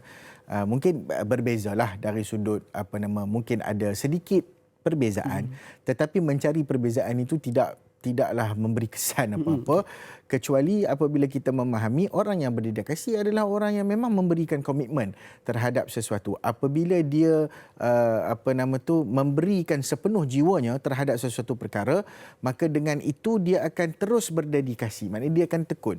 Dia contohlah seorang majikan memberi tugasan kepada pekerja. Dia melakukan kerjanya dengan begitu tekun, dedikasi, cekap, dia tidak culas dan sebagainya, maka itu adalah sebahagian daripada penyempurnaan maksud dedikasi dan juga maksud yang boleh dikaitkan dengan komitmen. Bila kita sebut tentang matlamat dedikasi, matlamat kita itqan adalah matlamat sebenarnya matlamat akhirat dan juga matlamat dunia. Sebab bila kita tengok dalam syarah hadis tentang hadis itqan tadi kita baca tadi, para ulama menyebutkan ia mempunyai 2 matlamat. Maksudnya dia ada matlamat duniawi dan juga matlamat ukhrawi. Jangan kata matlamat akhirat saja, matlamat dunia tak kena. Tak boleh. Dia dedikasi kepada akhirat tetapi keluarganya dia tinggal, tak bagi makan, tak ada kerja, tak cari nafkah. Tak bolehlah. Sebab itu menafikan dari sudut hak keluarga, menafikan dari sudut hak-hak mereka yang terkait dengan kehidupan kita. Maka semuanya perlu seimbang. Dan matlamat untuk kita dedikasi kepada keluarga kita adalah untuk kita menjalankan tanggungjawab kita. Kita seorang ayah. Ni sekarang ni musim ramai orang suka cycling. Ramai orang mari malam-malam saya cycling. Cycling, suka duk berlari, suka duk apa semua. Okay, it's okay for you to cycle whatever whatnot. Tetapi janganlah sampai menghilangkan dedikasi kita kepada keluarga. Yang tu yang ramai bila nak cycling tu hampa lesen lulus dah. Lesen tu faham tu. Tak apa, walaupun itu bergurau tetapi menunjukkan bahawasanya sebelum kita buat sesuatu yang kita suka, kita raikan dulu mereka yang kita ada komitmen. Kita komitmen keluarga. Contoh seorang yang mungkin sebelum ni waktu bujangnya bermain futsal, masa lapangnya main futsal. Tengah hari 1-2 tu pergi main futsal juga. Contoh kan. Tapi bila dah kahwin dan sebagainya, sudah ada komitmen, maka ada perkara-perkara yang perlu kita setiap benda itu pada waktunya. Maknanya kita tengok ada ini ada keutamaan, ini ada prioriti, ini ada ini kena dulu, yang ni kena kemudian ni. Itu yang seharusnya, itulah komitmen kita. Ia memberi kesan sebab apa? Semua benda yang kita lakukan akan memberi kesan ke akhirat. Orang Islam, semua benda dia buat akan ada kesan akhirat. Tak boleh pisahkan. Kalau pisahkan, kita terus menjadi seorang yang sekular dalam kehidupan kita. Dan bagaimana untuk kita mendidik? Mendidik ni tidak lain tidak bukan dengan cara kita menunjuk. Maknanya kita memberikan tauladan. Tauladan tu kena berlaku. Cuma kadang-kadang biasanya dia adalah berdasarkan pembentukan ataupun kita sebut sebagai shaping good character. Macam mana kita nak bentuk. Kita bukan ketuk bentuk karakter. Kita bentuk karakter. Pembentukan dia mengambil masa yang bukan sekejap. Ia perlu satu step. Contoh, kita masuk rumah, kita lempak selipar. Sedangkan hadis Nabi SAW menyebutkan, kamu bila nak masuk masjid, kamu pegang selipar. Kalau tak ada tempat nak simpan, kamu letak celah-celah ke kaki kamu. Sampai tahu. Itu yang menunjukkan kepada kita ni ada sistem. Ini kita dah tengok selipar masjid. Kan? Bukan sebelum zaman PKP suruh social distancing lagi. Memang distancing pun. Memang tak terkatung. Selipar tu besar. Nak tengok serabut tak serabut. Orang Islam kita tengok selipar masjid. Cukup. Serabut. Maknanya kita tak boleh susun. Nabi ajar sehingga ke urusan selipar pun Nabi ajar. Subhanallah. Begitu hebat manusia ini. Sepatutnya orang Islam adalah umat yang memang tak ada masalah dari sudut komitmen. Tak ada masalah dari sudut itqan. Jadi inilah yang sepatutnya kita fahami. Ia sepatutnya menjadi sesuatu yang dibudayakan, dibentuk dalam kehidupan. Apa yang kita buat akan dilihat oleh keluarga kita, dilihat oleh mereka yang akan mewarisi kita. Wariskanlah yang terbaik. InsyaAllah. Jadi sidang penonton sekalian, Islam ni Ustaz katakan seperti sebentar tadi, Ustaz, Islam ni dia penuh dengan sistem. Dan itu dikatakan bahawa Islam ini merupakan satu bentuk cara hidup. Bukan apa Ustaz, sistem ni sebenarnya bermula daripada sejak kita bangun daripada tidur. Betul. Nabi dah ajar kepada kita apa yang kita kena buat bila mana bangun tidur. Bahkan Ustaz, betul, di dalam mimpi itu sendiri, kalau mimpi buruk Nabi ajar macam mana. Allahu Akbar. Bangkit tersedak, mimpi buruk, ada benda kena baca. Ada benda pula kena baca. Masya-Allah. Nak katakan bahawa Islam ni sudah pun mengajarkan kepada kita, terpulang pada kita sama ada ingin mengikutinya ataupun kita meninggalkannya. Maka merugikanlah bagi orang yang meninggalkannya. InsyaAllah ya Ustaz, kita nak dengan persoalan berikutnya menerusi WhatsApp kita. Assalamualaikum kepada Ustaz, Da'i dan kru. Tanyalah Ustaz. Waalaikumsalam warahmatullahi. Saya ingin bertanya, bagaimanakah nilai itqan itu mampu membuatkan empayar Islam itu berkembang? Adakah sifat bekerjasama dan bantu-membantu itu adalah salah satu cara untuk membina umat yang itqan hingga ke akhirat kelak? Soalan kedua, adakah nilai itqan itu juga penting dan perlu dipraktikkan di dalam rumah tangga? Contoh seperti si isteri yang bekerja pada siang hari untuk membantu suami dan meneruskan tanggungjawab sebagai seorang isteri, dan ibu jika berada dalam rumah pula walaupun si isteri itu penat dan sebagainya. Mohon pencerahan Ustaz. Terima kasih daripada Nur Pantai Dalam KL Ustaz. Bagaimana Ustaz tadi katalah, dedikasi ini bukan hanya sekadar dedikasi wang pada ibu Ustaz. Jadi Ustaz bagaimana Ustaz, silakan. Baik.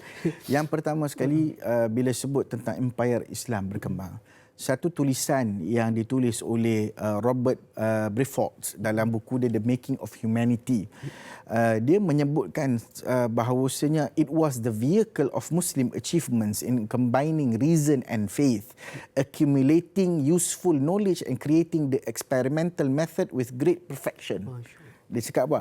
Dia kata memang jadi benda yang vehicle of Muslim achievement, menjadi pendorong yang menjadi kenderaan kepada kejayaan orang Islam adalah menggabungkan antara kewarasan, reason, dengan iman.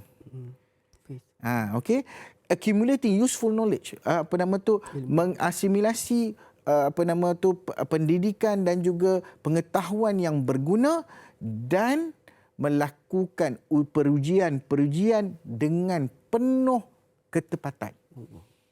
Buat semua eksperimental, buat betul-betul. Kalau zaman Sultan Murad, kalau tak silap saya, menjadi dia punya, sebab itqan ni dia punya saudara kembar dia adalah ihsan. Itqan dan ihsan. Ihsan ni dia ada dua. Dia ada itqan, quality, dedication.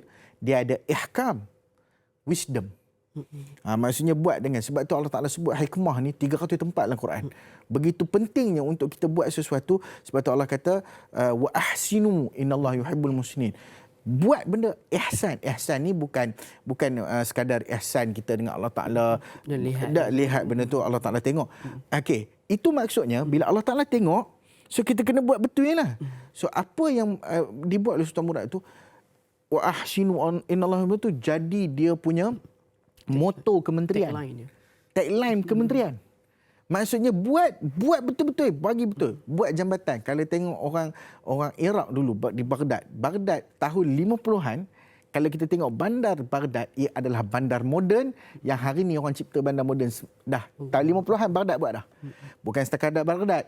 700 tahun sebelum daripada Eropah ada lampu, Baghdad sudah ada sistem perparitan. Babylon tu benda tu semua, perkara-perkara itu semua, ya, dia ada berbeza tamadun. Tetapi apabila kita melihat apa yang ditulis oleh Robert Beaufort ni, dia kata apa? It was under the influence of the Arabs and Moorish revival of culture and not in the 15th century. Bukan kurun ke-15 that a real renaissance took place. Spain, not Italy, was the cradle of the rebirth of Europe. Science is momentum, dia cakap of Arab civilization. Budaya Arab tu, saintifik sudah ada di dalam budaya Arab. Budaya Arab orang fahamlah kerajaan tamadun Arab, tamadun apa?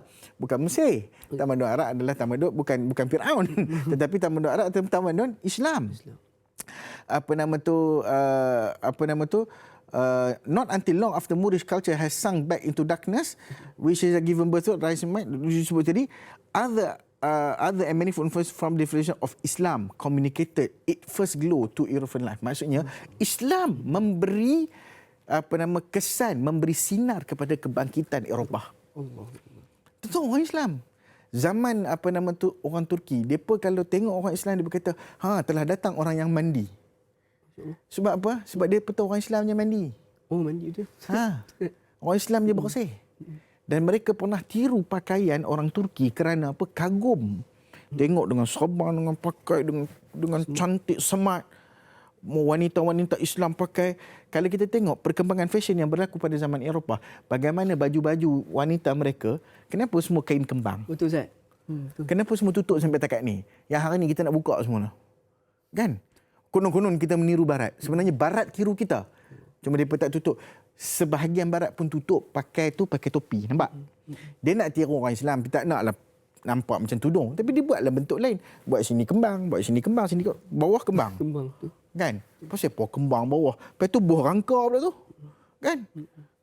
Sebab apa? Sebab tak nak bagi nampak bentuk aurat. Bentuk tubuh mereka.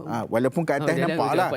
Tak, itu kalau kita tengok perkembangan fashion yang berlaku, sebenarnya orang yang tiru buka-buka ni tu zaman batu.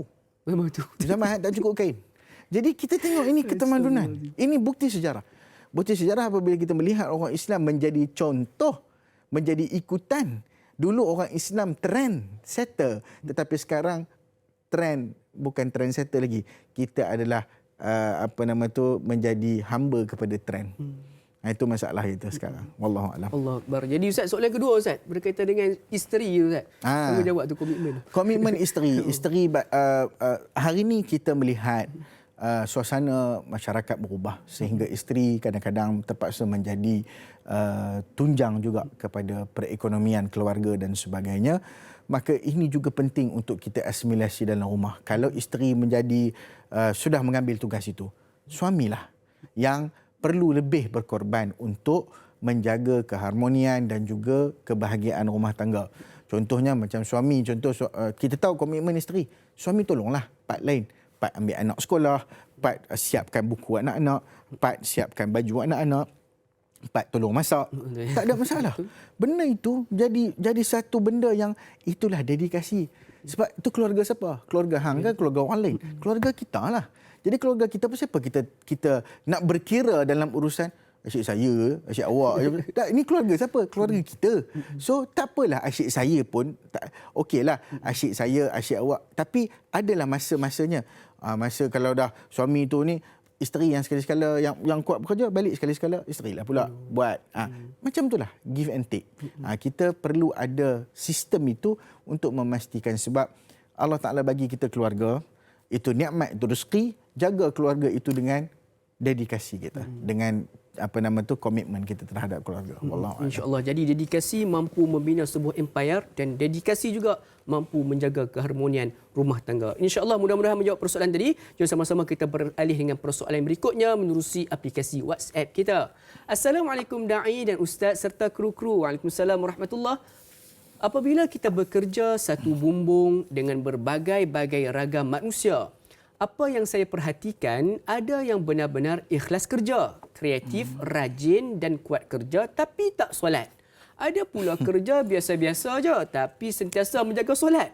Ada pula yang kerja bagus, berdedikasi, solat pun jaga, namun mulut pula jahat, suka cerita pasal orang lain. Bagaimana nak wujudkan ciri-ciri al-itqan dalam diri setiap pekerja? Kursus, macam-macam kursus. Insya seminggu je, lepas tu balik pada perangai lama. Bagaimana tu Ustaz? Terima kasih Faizal Barcelona. Mungkin tak berlaku di Barcelona, berlaku di negara kita Ustaz. Bagaimana Ustaz? Silakan. Okey. Dia macam ni lah. Apa pun yang berlaku, manusia tetap ada kelemahannya. Yang bekerja tetapi tidak rajin solat, dia lemah dalam dia tidak sempurna. Yang solat tetapi lemah bekerja juga tidak sempurna. Yang solat jaga, dedikasi, cantik, mulut pula capur, mulut pula jam. Semua tu dalam hadis. Nabi SAW pernah menyebutkan tentang seorang jiran perempuan yang sangat baik solatnya, puasa sunatnya, semuanya solat malam dan sebagainya, tetapi mulutnya menyakiti hati jiran. Dia masuk neraka kerana benda tu. Seorang yang baik tetapi dia menyakiti kucing. Masuk neraka kerana seekor kucing, bukan kerana manusia. Jadi apa yang perlu kita lakukan adalah membina jati diri seimbang. Manusia ini, itu yang Allah Ta'ala sebut wasata. Dan bila mana kita buat sesuatu, wa qul i'malu fasayarallahu amalakum. Beramal, Allah akan tengok. Kita buat benda ni supaya siapa tengok? Bos tengok. Tak, Tuhan nak tengok ni. Jadi kalau penilaiannya adalah Allah Subhanahu Wa Ta'ala, nilaiannya di sisi Allah Subhanahu Wa Ta'ala, so apa kualiti yang kita nak serahkan dalam kehidupan kita? Tak kiralah kualiti kerja ke, kualiti solat ke, kualiti apa ke, komitmen kita ke, kita punya devotion ke, apa yang kita buat bukan atas nama kita, tetapi atas apa yang kita bawa. Kalau nama syarikat, kita bawa nama baik syarikat tersebut. Kita bawa identiti syarikat tersebut. Katakanlah kita ni kerja kilang plastik, orang tahu, orang akan cakap kita ni mat plastik, orang panggil. Tak sampai orang panggil mat plastik lah. Sebab apa orang panggil mat plastik? Ini dia orang kerja kilang plastik. Tahu pasal, nampak tu dia punya tu, masya-Allah. Itu menunjukkan komitmen.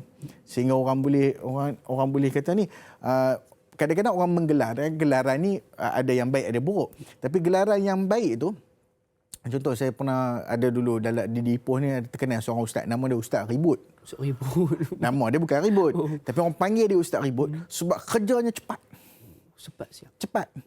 10 ekor sembelih lembu korban, pukul 9 start, 11 settle. Masya-Allah, laju. Semua dengan lapar-lapar. Laju. Belum mayang lohok boleh mayang dah. Semua orang boleh mayang dah. Dah siap dah nak pergi. Raya baru ni sedang hari Jumaat. Hari Jumaat. Jadi subhanallah, hebat. Sebab apa? Sebab orang tahu tu dedikasi dia. Jadi inilah yang sepatutnya kita ada dalam diri kita. Macam mana nak melahirkan pekerja-pekerja ni memang satu persoalan yang never ending lah. Mainlah kursus mana, main malaikat ajak hang pun tak ada. Kecuali self reflection. Masing-masing kena sedar tanggungjawab masing-masing. Kena ada benda tu dalam diri. Kan? Kita nampak benda ni berlaku dalam pejabat kita. Ada kawan yang makan kawan. Kan? Ada kawan ni buat kerja, bila dapat bonus semua dapat sama. Kawan ni pun dapat sekian-sekian bulan, hang pun dapat bulan yang sama, tapi hang kerja melepak, hang kerja bersembang. Jadi itulah. Kalau kita tahu nilai, kita rasa tanggungjawab, maka kita akan contribute. Masalahnya diri kita sendiri tak rasa benda tu. Jadi bila tak ada perasaan itulah harus dicari. Kalau tak sedar lagi, maka kita tak tahulah sama ada rezekinya itu, sumbernya macam mana kan. Maka akan adalah masalah-masalah kehidupan kita tu Allah datangkan, Allah bagi teguran. Kalau tak faham lagi teguran Tuhan, iaitu kita serahkanlah dia dengan apa yang dia hadapi dalam kehidupan dia. Masya-Allah. Jadi setiap perubahan itu bermula daripada diri sendiri, Ustaz. Betul. Jadi Ustaz, sebenarnya Ustaz, kita sudah pun ingin melabuhkan tirai kita bersiaran menerusi TV3. Jadi sidang penonton sekalian, jom sama-sama kita saksikan 30 minit ekstra eksklusif di TV9 untuk kita lebih mendalami berkaitan dengan dedikasi ataupun al-itqan ini. Jadi sidang penonton sekalian, tanyalah Ustaz, biar tahu, jangan keliru. Bertemu sebentar saja lagi.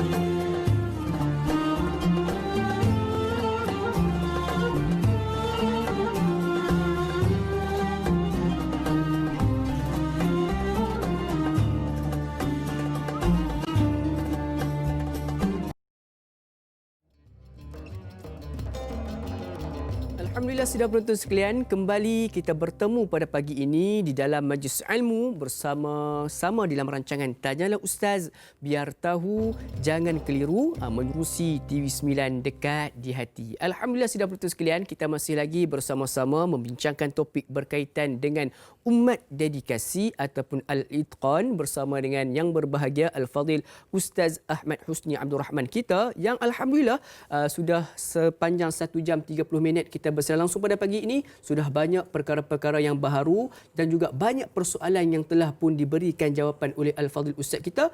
Jadi sekarang ini adalah terpulang pada kita sama ada kita nak amalkan dengan setiap ilmu yang kita dapat ataupun kita hanya membiarkan ianya sekadar masuk daripada ke telinga kanan dan keluar daripada telinga kiri kita. Pastikan masuk ke telinga kanan, pastikan kita tutup telinga kiri kita. Mudah-mudahan ianya akan kekal di dalam pemikiran kita dan mampu untuk kita amalkan dalam kehidupan seharian kita, insya-Allah. Jadi sidang penonton sekalian, sekali saya wawarkan, sekiranya ada sebarang persoalan yang ingin diajukan kepada kami, boleh untuk hubungi kami secara terus di talian 03 7726 1603 ataupun boleh tinggalkan pesanan ringkas menerusi talian WhatsApp kami di talian 011 1233 6480 ataupun boleh terus menerusi laman media sosial rasmi kami di Facebook Tanyalah Ustaz TV3. InsyaAllah kita akan mengajukan di dalam baki 30 minit kita bersama langsung pada pagi ini, kita akan raikan lebih banyak persoalan untuk kita ajukan kepada Al-Fadhil Ustaz untuk mendapatkan jawapannya, insya-Allah. Jadi sidang penonton sekalian, kita nak beralih dengan persoalan yang berikutnya daripada Facebook kita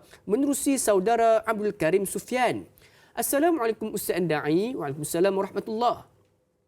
Dalam konteks hari ini di mana ramai di kalangan rakyat di Malaysia bahkan di kebanyakan dunia yang begitu terkesan dengan pandemik COVID-19 yang mana ramai yang kehilangan pekerjaan, penutupan perniagaan dan kesuraman ekonomi. Bagaimana Islam dapat merungkai permasalahan ini agar mereka yang terkesan tidak hanya menyerahkan nasib pada takdir tanpa berusaha untuk mengubah nasib atau keadaan yang ada. Mohon pencerahan Ustaz. Jazakallahu khair. Jadi Ustaz, ini mungkin berlaku pada ramai daripada kalangan rakyat Malaysia pada saat ini. Bukan sahaja kalangan rakyat Malaysia, bahkan di seluruh dunia. Mungkin juga ada saudara-saudara daripada Indonesia sebagainya yang mengalami masalah sebegini Ustaz. Jadi Ustaz, apakah Islam memberikan jawapan di sebalik persoalan ini? Silakan. Baik, kalau kita tengok dari sudut apa yang berlaku dalam dunia Islam, bila datang sesuatu perubahan, contoh pernah berlaku pandemik juga zaman Ibn Sina. Dan Ibn Sina pernah pergi ke suatu tempat, dia pergi melawat suatu tempat tu, tempat yang berlaku pandemik tu lah. Bila dia masuk, dia sampai, orang nak beramal dengan benda biasa lah, dengan normal biasa, dengan existing norm. Tapi Ibn Sina kata tak. Sekarang ni kami nak pergi mandi, basuh tangan dengan cuka. Kenapa kena buat gitu? Sekarang ni musim wabak. Jadi Ibn Sina arah. Waktu tu khalifah arah. Pergi ke bazar, pergi ke kedai, pergi ke pasar, bagi tahu. Kita kena mandi, jauhkan social distancing. Jangan duduk rapat-rapat. Duduk jauh. Tangguh solat. Pernah berlaku. Benda tu berlaku. Jadi Islam ajar. Contoh, Islam ajar berubah. Kita kata pertama sekali kaedah-kaedah Islam, la yunkaru taghayyurul ahkam bi taghayyuril azman. Tidak diingkari perubahan hukum berdasarkan perubahan zaman, waktu, ketika. Itu satu kaedah. Al-hukmu yaduru ma'a illatihi wujudan aw adaman. Hukum tu berjalan dengan illah sebabnya, sama ada wujudnya ataupun tak ada. Ini semua kaedah-kaedah dalam Islam. Bila berlaku sesuatu, maka kita kena ubah kepada sesuatu yang lain. Mana ini diajar. Islam mengajar kita berinteraksi dengan persekitaran untuk kita tentukan. Contoh, sebelum daripada pandemik, kita boleh sembahyang jemaah. Lepas pada pandemik, tengok sembahyang jemaah kita punya style macam mana. Waktu pandemik, kita tangguhkan solat Jumaat. Kita tangguhkan solat jemaah. Kenapa? Kerana pengawalan. Dibolehkan solat di rumah. Dibolehkan pula berjemaah di rumah. Dibolehkan pula buat solat hari raya kat rumah. Jadi semua benda tu as long as macam mana kita nak mentaati Allah, tak boleh lagu ni, cara macam ni. Macam ni. Hang tak boleh berdiri, hang duduk. Hang tak boleh duduk, hang baring. Hang tak boleh baring, hang kelip mata. Islam ajar semua benda tu. Jadi kita sepatutnya seorang Islam apabila berlaku, yalah saya tahu berlakunya ni okey, datang macam ni. So apa kita nak buat? Kalau kita tengok syarikat-syarikat dalam Malaysia, berapa ramai beberapa syarikat yang asalnya buat bisnes lain tukar kepada buat mask. Tukar kepada buat glove. Sebab apa? Sebab tak boleh jadi. Kita tak boleh terus bisnes. Sahabat-sahabat saya, contohnya tak boleh sebutlah nama syarikat kan. Sahabat-sahabat saya yang buat bisnes umrah tukar kepada bisnes meniaga kambing. Jual kambing perap. Pasal apa? Pasal keperluan. Kita kena melihat, orang Islam kena cekap melihat benda ni. Jadi kalau dah tak boleh buat macam ni, kalau kita tak boleh nak berniaga, tak boleh berniaga kat stall, apa aku nak buat lagi? Macam mana cara aku? Mengajar kita untuk kita menjadi umat yang inovatif. Macam ustaz-ustaz tak boleh nak ceramah. Ustaz tak boleh nak ceramah. Macam mana? Macam mana aku tak boleh nak ceramah? Buat macam, okey, siapa nak kursus online? Kursus online. Ambil ilmu-ilmu kursus online tu. Kawan yang buat training kursus online dapat pendapatan. Sebab apa? Sebab sebelum kita menjana pendapatan, kita kena bagi juga, kena jana juga untuk dia pun dapat pendapatan. So bila kita dapat ilmu daripada dia, kita guna teknologi yang kita belajar, kita guna teknik yang kita belajar, mengajar orang puas hati, lebih puas hati, lebih genuine. Sebab yang main mengaji tu betul-betul main mengaji, bukan main mayang, maghrib isyak tak ada nak buat apa, duduk lepak. Tak. Dia genuine, betul-betul. Ajar kitab satu-satu sampai habis. Ajar ni dulu pernah ada beberapa siaran yang di TV dan sebagainya, tak pernah ada sebelum ni. Tiba-tiba ada. Sebab apa? Sebab perubahan yang berlaku. Maka ini yang sepatutnya kita ni, ustaz-ustaz kita, sahabat-sahabat kita kan, buat kuliah online. Kita tahu siapa yang boleh buat kuliah online ni. Memang yang ada kualiti lah. Yang betul-betul ada ilmu dan sebagainya. Masa tu baru kita tahu hak ceramah kita dulu sembang saja ke ataupun ceramah kita betul-betul ada isi. Jadi dalam hal ni bukan ustaz sahaja, peniaga dan sebagainya inovatif. Belajar. Sebab umat Islam dia memang begitu. Sifatnya dia akan al-insan madaniyun bitabi'ah, kata Ibn Khaldun. Manusia ini dia berkembang bertamadun dengan tabiat persekitaran. Jadi tabiat berubah, dia akan adapt. Ini kehebatan manusia sebenarnya, dan itulah sebenarnya isi kandungan jiwa dan roh orang Islam sebenarnya. Dia apa saja datang, dia memang dia boleh dia akan hadapi dan dia boleh adaptasi, insya-Allah. Jadi insya-Allah sekiranya kita menerima ujian, kita perlulah pantas di dalam menyusun ataupun untuk kita sama-sama nak adaptasi dengan perubahan yang baharu. Insya-Allah. Jadi sidang penonton sekalian, kita nak beralih dengan persoalan yang berikutnya daripada Facebook kita, daripada Puan Mazni Hassan. Assalamualaikum warahmatullahi wabarakatuh, Ustaz, Da'i serta kru yang terlibat. Waalaikumsalam warahmatullahi. Ramai di kalangan kita tekun dan bersungguh-sungguh dalam pekerjaan, hanya melihat kepada upah yang diperolehi. Makin banyak mendapat ganjaran, makin tekun dalam melakukan kerja. Sebaliknya, jika ganjarannya sedikit, maka kerja pun dilakukan ala kadar sahaja. Sedangkan kita lupa bahawa upah sebenarnya ditentukan oleh Allah, yang berupa pahala yang tidak terlihat oleh mata kasar itu adalah lebih utama. Tapi ramai yang tidak sedarinya. Salahkah jika kita melakukan sesuatu itu semata-mata kerana ganjarannya? Mohon pencerahan Ustaz. Terima kasih Ustaz. Bagaimana? Pertama sekali dalam kaedah hadis menyebutkan ud'ullah wa antum muqinuna bil ijabah. Doalah kepada Allah dan kamu yakin untuk Allah Taala jawab. Maknanya Allah Taala akan bagi doa kamu. Macam kita doa untuk apa? Untuk ganjaran ke untuk pahala? Kita doa untuk ganjaran, benefit, bukan ganjaran pahala tu. Itu sebab saya bezakan ganjaran ke pahala, ganjaran benefit tu. Kita nak benefit tu, ya Allah bagi kaya. Bukan, ya Allah bagi pahala. Beza kan? Beza kan? Pasal apa nak suruh kaya? Pasal kita tahu ada keperluan dalam kehidupan kita. Maka orang yang bekerja dengan perkadaran upah, tinggi upah, kerja ni, kualiti, dia ada kaedah al-ghurmu bil ghunmi. Tapi tengoklah berapa yang dia bagi. Okey, dia bagi contoh kek. Kita kata kek, kita nak tengok perkadaran langsung tu, yang berkadar langsung tu. Kek yang kita beli dengan harga RM100 menggunakan bahan-bahan asli, dengan kek yang harganya RM50 menggunakan bahan-bahan tiruan. Okey, boleh tak harga yang 100 kita punya kos contohlah dia nak kualiti harga 100 tapi dia bayar kat kita 50. Boleh dapat tak kualiti 100? Tak boleh. Tak boleh dapat. Sebab apa? Sebab dia low, dia kurang daripada tu. Jadi betul lah orang yang buat kerja berdasarkan berkadar upah tu tak salah. Sedangkan ganjaran upah pahala tu cerita, bukanlah cerita dia orang kata ustaz ni apa ustaz nak ajak liberal kan? Tak. Pahala memang always nombor 1. Tetapi bagaimana kita nak menjadikan benda itu sebagai satu motivasi kepada dia. Dia boleh, benda tu pun boleh datang dosa dengan cepat. Maksudnya sepatutnya contoh, buat kek harga 100 dengan kualiti. Tapi dia buat harga kualiti berharga 50. Dosa dia. Dia berdosa. Dia yang berdosa. Tetapi kalau dia buat benda tu dengan betul-betul kerana kualiti, ni berapa upah? Upahnya 50. Upah 50 saya kena buat sekadar 50 lah. Saya tak bolehlah bagi servis yang sama sebab tak adil pula kepada orang yang bagi servis, orang yang bagi tawaran yang lebih tinggi. Saya kena bagi komitmen saya, dedikasi saya kepada benda yang dia bagi kat saya. Mana boleh hang nak bayar murah, hang nak dapat benda yang sama? Tak boleh lah. Jadi itu keadilan pula. Dari sudut keadilan pula. Orang yang buat macam ni tak apa, tak ada masalah. Jangan kita salahkan semua orang. Ni semua tu, hang ni kira duit ya. Tak. Ada. Kan? Ada orang cakap, gaji 5,000, kerja macam 10,000. Ini semua benda-benda yang Masya Allah lah, kebaikan hati dan sebagainya. Sebab tu apa pun kita nak buat dari sudut, kita kena faham kenapa. Siapa aku kerja? Aku kerja kerana Allah. Ya.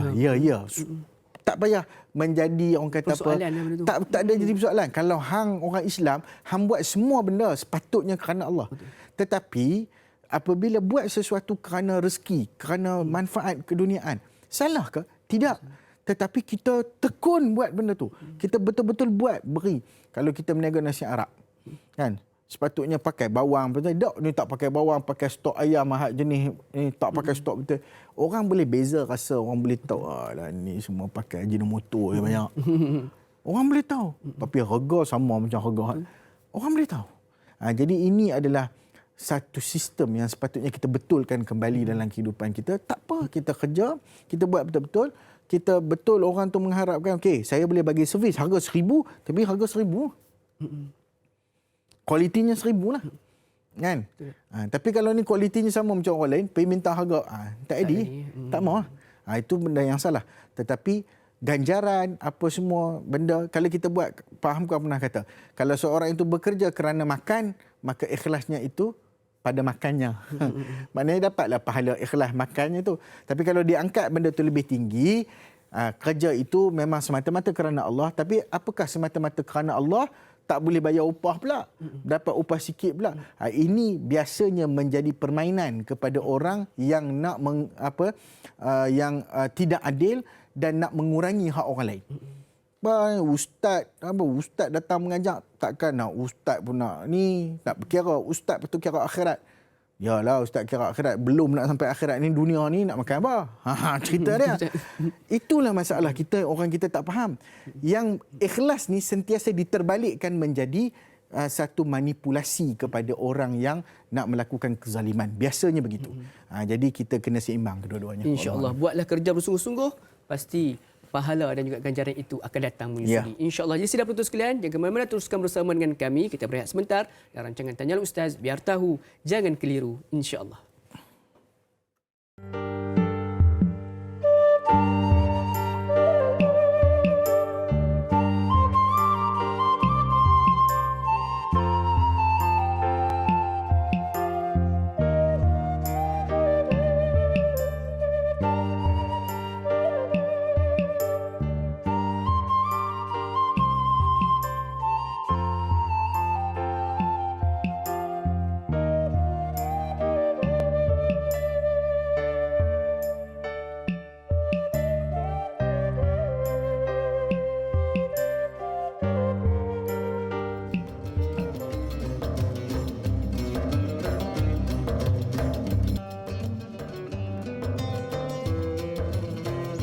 Alhamdulillah, sidang penonton sekalian, kembali kita bertemu dalam siaran langsung rancangan Tanyalah Ustaz. Biar tahu, jangan keliru, menerusi TV9 dekat di hati pada pagi ini. Jadi sidang penonton sekalian, kita sudah pun berada di segmen yang terakhir untuk episod kali ini. Kita tahu memang masa itu sangat-sangat mencuburi kita, Ustaz. Kadang-kadang banyak lagi persoalan sebenarnya yang menanti kita, tapi mungkin dalam baki masa yang ada ni kita akan raikan 1-2 soalan yang berbaki. InsyaAllah kalau sekiranya tidak mendapat jawapan bagi persoalan anda, bolehlah bertanyakan di ruangan komentar di bawah gambar komentar, di bawah gambar poster saya dengan Al-Fadhil Ustaz Husni, di mana saya insya-Allah akan periksa satu persatu dan soalan-soalan yang saya mampu untuk belajar ataupun menjawabnya, saya akan jawab di ruangan komentar tersebut insya-Allah. Jadi sidang penonton sekalian, sekali saya wawarkan sekiranya ada sebarang persoalan yang ingin diajukan kepada kami pada pagi ini, boleh untuk hubungi kami seterus di talian yang tertera di kaca televisyen sidang penonton sekalian insya-Allah. Jadi sidang penonton sekalian, jom kita beralih dengan persoalan berikutnya, Ustaz. Menerusi laman media sosial rasmi kita di Tanyalah Ustaz TV3, iaitu menerusi Puan Fauziah Tun Mat Isa. Assalamualaikum warahmatullahi wabarakatuh, Ustaz dan Da'i serta kru-kru. Assalamualaikum warahmatullahi. Semoga sentiasa dirahmati, diberkati Allah SWT. Amin ya rabbal alamin. Soalan saya, Ustaz, berdedikasikah seseorang itu dalam pekerjaan mereka di waktu pagi? Contohnya melakukan kerja yang dipertanggungjawabkan dengan teratur dan sebaik mungkin. Setelah habis kerja itu di waktu petang pula melakukan pekerjaan lain demi kelangsungan kehidupan segalanya dilakukan tanpa pengetahuan syarikatnya. Tetapi ia tidak menjejaskan kerja dengan syarikat itu. Mohon pencerahan Ustaz. Terima kasih Ustaz dan Da'i sama-sama. Ustaz, berkaitan dengan orang yang contoh dia yang kerja dengan sebagai pejabat awam tetapi melakukan bisnes sampingan, Ustaz. Salah ataupun tidak, Ustaz? Silakan. Okey. Kalau dari sudut undang-undangnya tu memang ada lah peruntukan undang-undang itu. Dari sudut waktu bekerja dan sebagainya. Betul juga dari sudut fiqh kita bekerja, sebab akad pekerjaan kita ni adalah akad lazim. Bila berkaitan dengan akad lazim, ia menuntut kepada komitmen sepenuhnya. 8 to 5 lah ceritanya. Dan tidak boleh melakukan sesuatu apa diselangi antara kedua itu kecuali dengan pengetahuan dan juga approval daripada tempat yang kita telah meterai akad tersebut. Jadi dalam kes ni kita kena faham bahawasanya 8 dengan 5 tu kita adalah tertakluk kepada peraturan syarikat, undang-undang syarikat dan juga apa yang ditetapkan oleh pejabat kepada kita. Contohnya misalnya dia kata tak jejas pekerjaan. Okey. Katakanlah betul tidak terjejas sekalipun, tetap juga apa jaga usaha terutama pada hari ini kalau kita nak buat sekalipun diketahui, dimaklumi secara tak rasmi atau tidak terpulang, tetapi jika syarikat seolah-olah memberi kelonggaran kepada pekerja untuk melakukan benda itu dengan memastikan tidak berlaku pelanggaran etika dan seumpamanya, itu adalah antara pekerja tersebut dengan majikannya. Seboleh mungkin bagi tahulah kepada syarikat. Kalau betul kita perlukan masa itu untuk lakukan. Kerana apa? Kerana alasannya kita dah habis kerja. Dan saya nak petik benda ni lah sebab saya pernah dengar dan pernah pergi pun beberapa orang kata apa kursus-kursus yang berkaitan dengan pekerjaan dan seumpamanya ni. Ada seorang majikan ni dia cerita, dia sangat menarik dia punya konsep dia. Dia kata pernah dia menegur pekerja dia. Dia tegur pekerja dia bukan sebab ni. Sebab pekerja dia masih ada di pejabat sedangkan kerja dah habis. Okey, dia dah bagi satu assignment. Assignment ni habis. Dia kata kamu ambil kerja ni, kamu buat. Dah siap, terpulanglah. Bila dah siap, pekerja ni tak balik. Duduk kat pejabat. Lalu bos ni datang balik. Dia kata, kamu buat apa kat sini? Tuan kan balik pukul 5. Contoh begitulah. Tak ada. Kerja dah habis kan? Kerja dah habis. Balik. Jangan bazir saya punya elektrik. Kamu balik, pergi buat. Ni dah lah bulan puasa, kamu balik cepat, pergi berhidang makan untuk keluarga.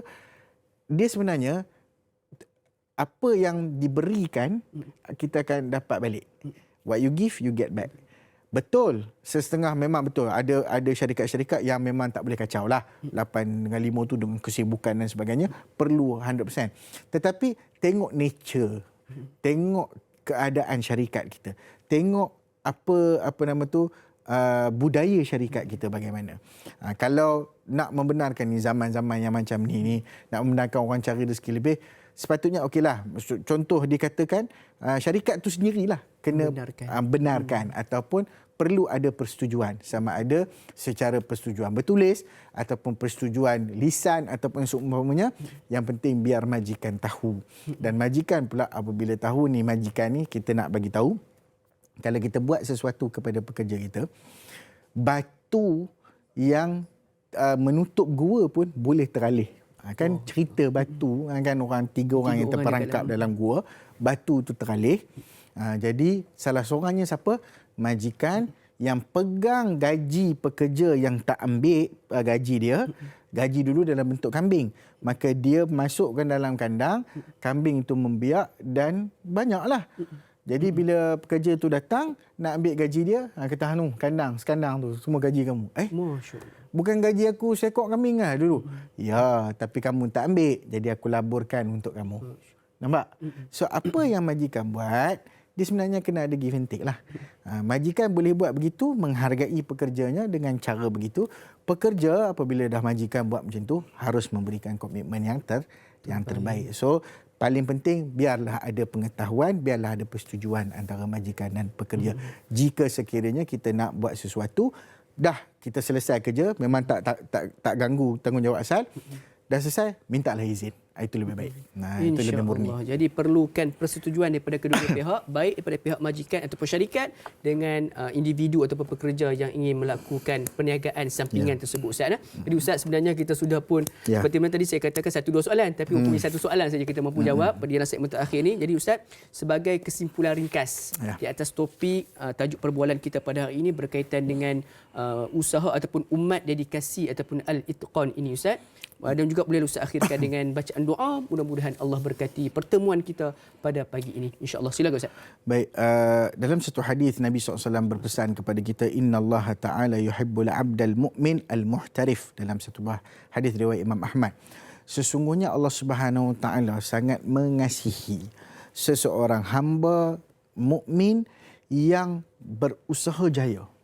Maknanya yang menunjukkan usaha dalam kehidupannya, yang ligat, yang ada sentiasa mempunyai perancangan dalam hidup, sentiasa mempunyai kaedah-kaedah untuk kalau aku tak buat macam ni. Dia berusaha, dia memang aktif dalam kehidupan kita. Apabila Nabi sebut innallaha yuhibbu, Allah sayang, bila mana datang kasih sayang Allah, apa lagi yang kita nak selepas daripada itu? Bila Allah Ta'ala sayang, bila turunnya kasih sayang dari langit, bila turunnya rahmat daripada Allah, apa lagi yang boleh diharapkan oleh seorang hamba? Melainkan semuanya itu menjadi kebaikan hari demi hari dalam kehidupan. Bermulalah dengan kaedah yang baik. Berimanlah dengan rezeki yang Allah Ta'ala berikan. Dedikasilah terhadap agama. Berilah ketekunan kepada kerja kita. Sebab kita dikenali dengan ketekunan. Orang Islam dikenali dengan disiplin. Orang Islam dikenali dengan ketekunan. Bukan orang Islam dikenali dengan masuk pukul 8, pukul 9 sudah minum, pukul 11 baru masuk kerja kembali. Tidak. Itu sebenarnya bukan sifat orang Islam. Sifat orang Islam, contoh orang pergi berjihad pun, ada dia pergi berjihad, dia tengah lawan-lawan, sekejap lepak. Tak ada. Tengah lawan betul-betul. Mana dia pergi minum kejap, tak ada. Maknanya semua benda sama je. Kerja, jihad, agama, amalan, solat, semuanya itu melatih kita disiplin. Maka itulah jati diri Muslim. Jangan terkeluar daripada ini kerana sikap anda lah yang memburukkan agama. Wallahu a'lam. InsyaAllah mari sama-sama kita berdoa agar Allah Subhanahu Wa Taala rahmati kita. A'udzubillahi minasyaitonir rajim. Bismillahirrahmanirrahim. Alhamdulillah wassalatu wassalamu ala rasulil amin wa ala alihi wa sahbihi ajma'in. Allahumma faqihna fid din wa 'allimna at-ta'wil. Allahumma ansurna ya Rabb. Allahumma ansurna ya Rabb. Ya Allah ya Tuhanku, berilah kami kefahaman terhadap agama. Berilah kami kefahaman terhadap urusan dunia kami yang kami jadikan paksi agama padanya ya Allah. Ya Allah ya Tuhan kami, bantulah kami dalam urusan kami. Bantulah para peniaga ya Allah. Bantulah mereka yang bekerja ya Allah. Bantulah mereka yang berusaha ya Allah. Bantulah mereka yang terbeban dan terkesan dengan pandemik COVID ini, ya Allah. Bantulah mereka yang terkesan dengan kesan-kesan ekonomi, ya Allah. Bantulah mereka, sayangilah mereka, ya Allah. Pandanglah mereka, bantulah mereka, berikanlah mereka ilham dan kekuatan untuk mereka meneruskan kehidupan. Ya Allah, ya Tuhan kami, jadikanlah kami golongan yang sentiasa itqan, tekun dalam melaksanakan kerja, dedikasi dalam melaksanakan tanggungjawab, dan juga sentiasa teratur, disiplin dengan apa yang diajar oleh agama kami. Rabbana atina fid dunya hasanah wa fil akhirati hasanah wa qina adzabannar. Alhamdulillah rabbil alamin. Amin amin ya rabbal alamin. Jazakallahu khairan katsira Ustaz di atas perkongsian ilmu pada hari ini. Mohon dihalalkan Ustaz segala ilmu yang Ustaz berikan pada pagi ini. Jadi insya-Allah sidang penonton sekalian, jangan lupa untuk saksikan rancangan Tanya Ustaz esok bersama dengan moderator kita Daif Fahmi, bersama dengan salah seorang murabbi saya, panel yang tak cukup tidak asing lagi, iaitu Al-Fadil yang berbahagia Ustaz Muhammad Ilyas Ismail, dengan topiknya berkaitan dengan bisikan iblis. Oh ya, ni memang seronok ni kalau kita dengar ni. Jadi jangan lupa saksikan pada esok hari, tajuknya cukup menarik. Jadi saya dan Luqman mohon mengundur diri. Jangan lupa temu janji kita setiap hari dalam rancangan Tanya Ustaz, biar tahu jangan keliru. Wabillahi taufiq wal hidayah. Wassalamualaikum warahmatullahi wabarakatuh. Assalamualaikum.